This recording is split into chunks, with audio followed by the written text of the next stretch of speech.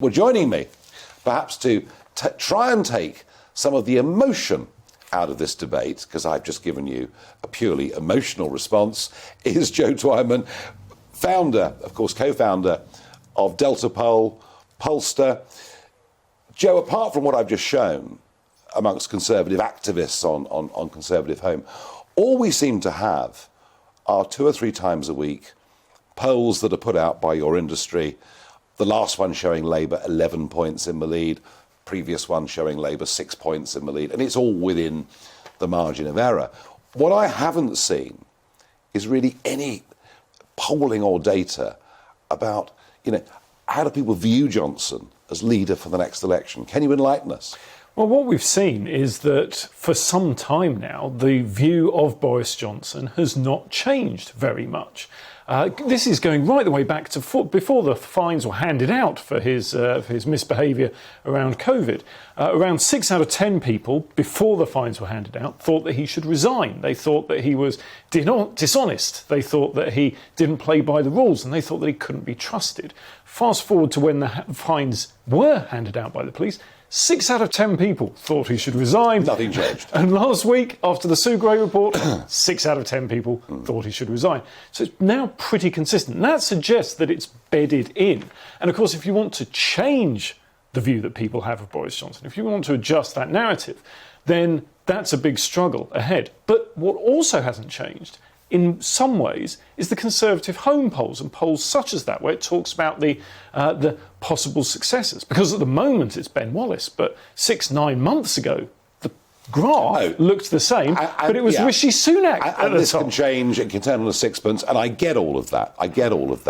But is it fair to say that about 25%, maybe slightly more, of those who voted Conservative in 2019 now say they would not vote Conservative? Yes, that's true. It varies depending on and questions. If that figure, it's a huge if, and is the election going to be in 23 or 24, and none of us know the answer to that, if that figure was repeated, we'd finish up with a hung parliament, would we not? Yes, and indeed, if the performance of the parties at the local elections just recently was replicated at a general election, then we would end up with a hung parliament and probably Labour the largest party. And of course, it's worth keeping in mind that the Labour Party don't need to necessarily win a majority to get Keir Starmer into Downing Street. Because you could have Lib Dem, SNP, a grand coalition, electoral change, all sorts of reform, all sorts of things could happen. The Conservatives need to win that majority, or at least very, very close to that majority. So where's their biggest problem? Because I'm really struck that it seems to me in the red wall Partygate, they couldn't care less. But in the blue wall areas that are vulnerable to the Lib Dems, they actually care enormously.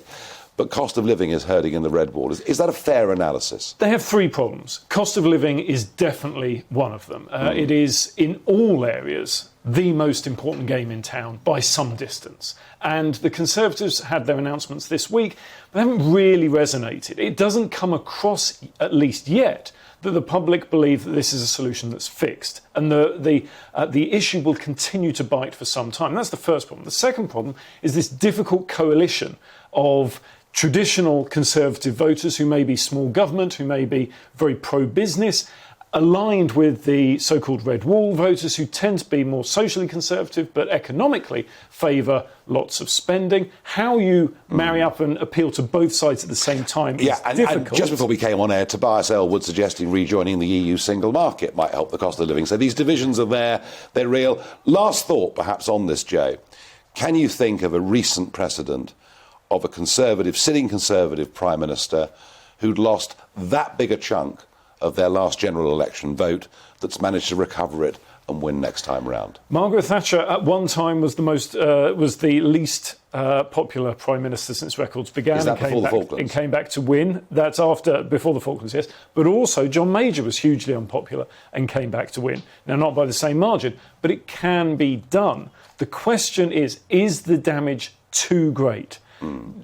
Have we got to the stage now where people simply do not trust Boris Johnson and will not go back? I think really the next 3 weeks will be crucially important. If he can get to the by-elections and then claim a 1-1 draw, in effect, at the end by holding on to Tiverton and losing Wakefield, I think they'll probably get him through the summer and then to autumn and then presumably to the next election.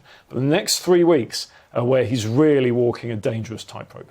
Joe, thank you for being fully objective. I'm being absolutely subjective, and I don't think those people that have decided Boris is not their man anymore are going to change their minds, barring anything. I don't see a Falklands War type thing happening. But hey, now it's half term, of course, and not only is it the Jubilee, but after a couple of years of